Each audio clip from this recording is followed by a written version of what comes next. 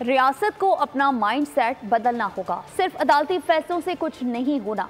Chief justice supreme court के जबरी गुमशुदगी केस में रिमार्क्स। कहा, हुकूमत तहरीरी तौर पर बताए कि मजीद किसी को गैर कानूनी लापता नहीं किया जाएगा। अटॉर्नी जनरल ने कहा, बयान देने को तैयार हूँ क्योंकि कानून यही है। अदालत ने दरख्वास्त पर वजारत दाखिला और दिफा से जवाब तलब कर लिया है। मंगल तक लापता अफराद कमीशन से तमाम मुकदमात की तफसीलात भी मांग ली।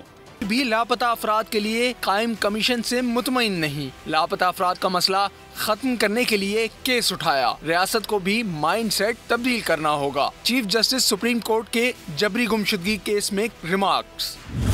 जस्टिस काजी फाइजिसा ने कहा कि हुकूमत तहरीरी तौर पर बताए कि मजीद किसी को गैर कानूनी लापता नहीं किया जाएगा। हल्फिया बयान देंगे कि आज से रियासत किसी को लापता नहीं करेगी। अटॉर्नी जनरल ने कहा, बयान देने को तैयार हूं क्योंकि कानून यही है। चीफ जस्टिस ने मुकालमा किया कि ये भारी जिम्मेदारी होगी।